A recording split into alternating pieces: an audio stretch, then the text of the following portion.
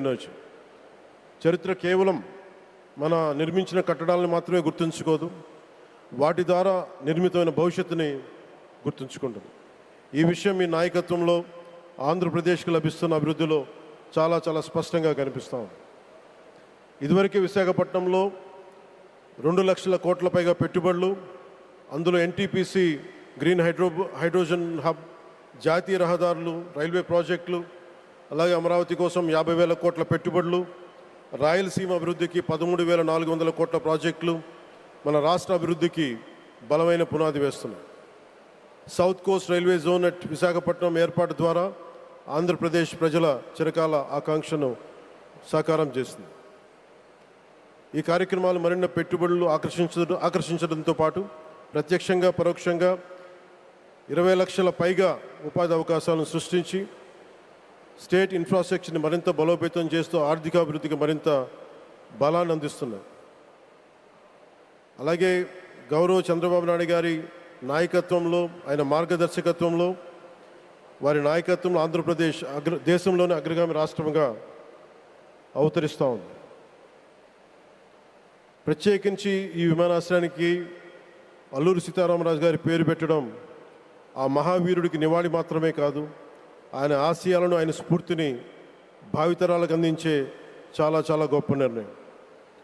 G Mallikarjunarao గారు, GMR, అందరూ ప్రేమగా పిలుచుకున్న జిఎంఆర్ గారు, వారు దీన్ని కట్టడం శ్రీకాకుళం జిల్లా నుంచి వచ్చి, రాజాం నుంచి వచ్చి శ్రీకాకుళం వెనుకబాటుతనానికి ఆయన కృషిని ట్రస్టుల ద్వారా అందిస్తూ ఆయన నేతృత్వంలో, ఆయన నాయకత్వంలో ఎయిర్పోర్ట్ నిర్మించడం మనందరికీ చాలా చాలా గర్వకారణం.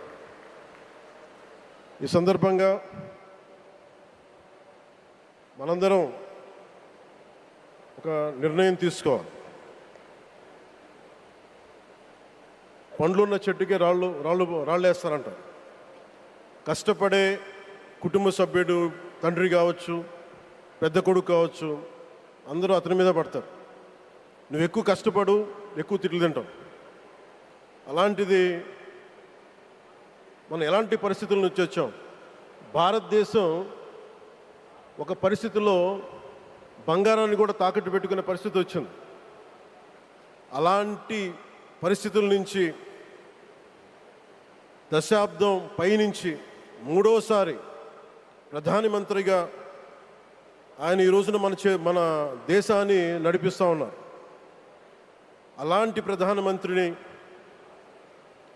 చాలామంది ఆయన మీద మాట్లాడుతూ ఉంటే, ఆయన్ని అనకూడని మాట్లాడుతూ ఉంటే నా గుండె కదిలించేసింది, నా కన్నీళ్ళు వచ్చినాయి, బాధ వచ్చింది. దేశం కోసం కష్టపడే వారికి చివరికి మనం ఇచ్చేదేం? కొత్త తరానికి ఏం తెలుసు? ఆయన పడ్డ కష్టం.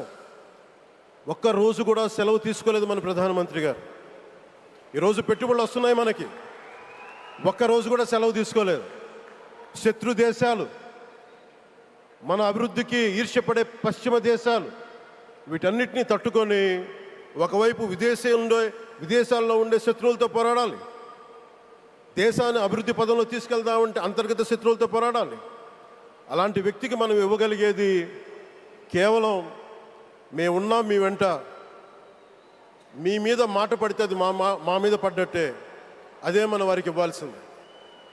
నిజంగా ఆయన జంతర్ మంత్రులు అన్ని మాట్లాడుతూ ఉంటే నేను ఈ రోజున ప్రధానమంత్రి గారికి ఒకటే ఇస్తున్నాను, మిమ్మల్ని కొట్టే నాయకుడు లేడు ఈ భారతదేశంలో, రాబోడు. కానీ మీరు పడ్డ శ్రమ, మీరు పడ్డ కష్టం ఎవరు తీసుకోలేరు. ఎన్ని బాధలు పడ్డా, ఎన్ని దెబ్బలు తిన్నా ఈరోజు మనం గర్వంగా చెప్పుకుంటున్నాం. మన ఉత్తరాంధ్రకి ఎయిర్పోర్ట్లు వచ్చినాయి, ఇన్ని లక్షల పెట్టుబడులు వచ్చింది ఆంధ్రప్రదేశ్కి.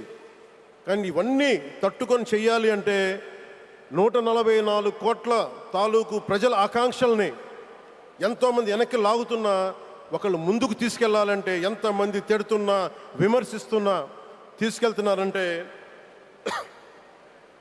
ఒకే ఒక్క నాయకుడు, ప్రధానమంత్రి శ్రీ నరేంద్ర మోదీ గారు. నేను ఎందుకు తపన పడ్డాను, నేను అలయన్స్ కోసం ఎందుకు తపన పడ్డాను, మీ నాయకత్వం మాకు కావాలి ఎందుకు తపన పడ్డానంటే, ఈరోజు ఎయిర్పోర్ట్ ఆపేశారు. ఒక చిన్నపాటి ఎర్ర బస్సు కూడా రాని చోట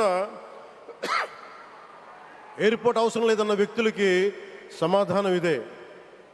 ఇన్ని వేల మందికి ఇన్ని వేల కోట్ల పెట్టుబడి వచ్చింది అంటే ఆశీస్సులు కావాలంటే దేశం కోసం నిలబడే నాయకుడికి మన అండగా ఉంటే ఏం జరుగుద్ది అంటానికే ఈ భోగాపురం ఎయిర్పోర్ట్ ఈరోజు ప్రారంభోత్సవం నిలువెత్తు నిదర్శనం.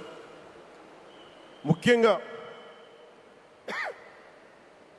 25 సంవత్సరాలు లోబడి ఉన్న పిల్లలు ఉన్న ప్రతి ఒక్కరికి కూడా నేను ఈ సందర్భంగా తెలియజేస్తున్నాను. పిల్లల్ని సరైన దారిలో పెట్టడం, సరైన సంస్కారాలు నేర్పించడం చాలా చాలా అవసరం. ఈరోజు పొద్దున్నే ప్రధానమంత్రి గారి స్టేట్మెంట్ చూశాను. ఆయన తిట్టిన ఎన్ని దూషించారో వారిని కూడా పెద్ద మనసుతోటి క్షమించారు ఆయన. అలాంటి ప్రధానమంత్రి గారికి మీ పాదాలకు నేను నమస్కారం తెలియజేస్తున్నాను. నిజంగా మీ ఉన్నతి, మీ ఔన్నత్యం ఈరోజు చాలా చాలా స్ఫూర్తిదాయకం. భారతదేశం మీ అందరికీ కూడా, ప్రజలందరికీ కూడా, ఆంధ్రప్రదేశ్ ప్రజలందరికీ కూడా, దేశ ప్రజలందరికీ కూడా ఒక నాయకుడి కష్టాన్ని మనం వెంటనే గుర్తించలేం. ఆయన ఎంత తపన పడుతున్నారు. ఒక కుటుంబాన్ని నడపడం ఎంత కష్టపడుతున్నాం. 140 కోట్ల మంది ప్రజలు నడపడం ఎంత ఆషామాషి వ్యవహారం కాదు. ముందుకు తీసుకెళ్లే నాయకుడికి తెలుస్తుంది. అలాంటి వ్యక్తికి మనం ఏమి ఇవ్వగలం. దేశాన్ని నడిపించడం అంటే రామకార్యం లాంటిది.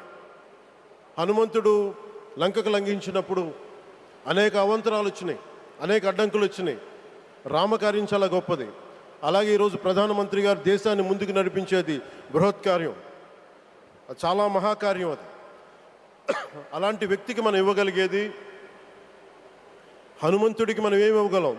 నువ్వెంత గొప్పగా లంఘించావు, ఎంత కష్టపడ్డావు. ఏ దేవతకైనా ఇవ్వాల్సిన స్తుతే. వాళ్ళు మన నుంచి ఏమి కోరుకోరు. ఒక తల్లిదండ్రులకి మనం ఏం కోరుకోరు. అమ్మ నువ్వు మా కోసం కష్టపడ్డావు, నాన్న నువ్వు మా కోసం కష్టపడ్డావు అని.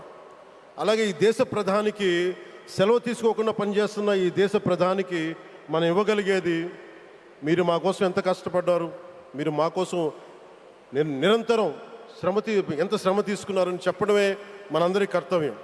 అలాంటి గౌరవ ప్రధానమంత్రి గారికి మనస్ఫూర్తిగా మీరు అనుకున్నంత కాలం అధికారం మీరు వద్దంటే వదలాలి, కానీ అధికారం మీ చేతుల్లోనే ఉంటుంది. దానికి మేమందరం నిరంతరం కృషి చేస్తామని